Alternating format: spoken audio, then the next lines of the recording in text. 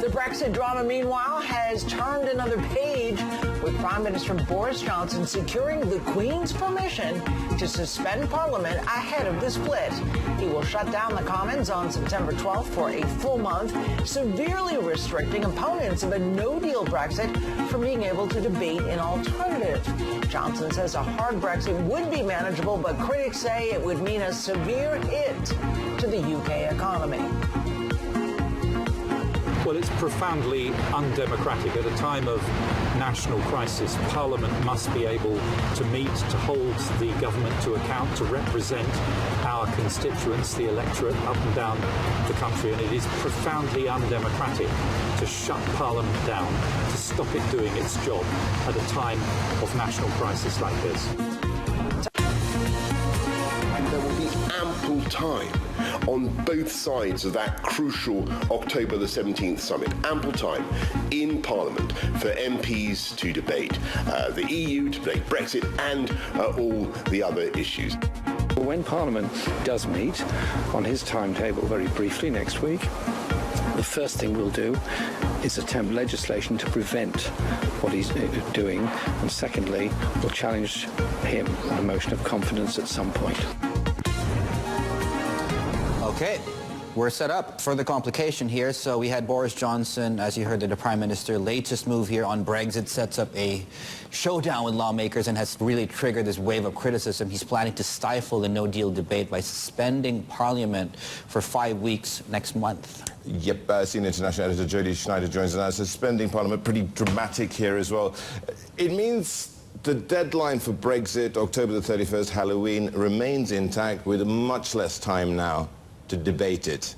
This is the thing, isn't it? And this is what people are pointing to. And there's no reason for him to prorogue Parliament at this point because it's not really necessary. There's no clear reason given for it. He's saying there's ample time to debate. Well, we're looking at 14 days, roughly.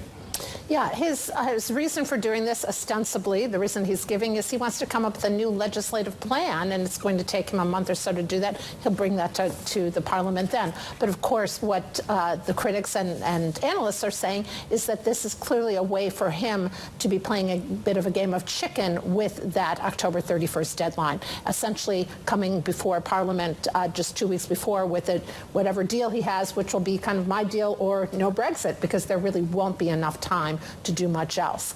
The question is whether people who oppose him can do anything about it.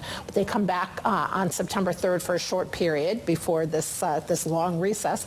Will they either be able to do something in a parliamentary sense about being able to come back and have longer debate, and will they be able to come up with another plan? Even though there is a majority in Parliament who oppose a no-deal Brexit, they want different kinds of things, and that's the problem. Some of them want a second referendum, others just want another plan.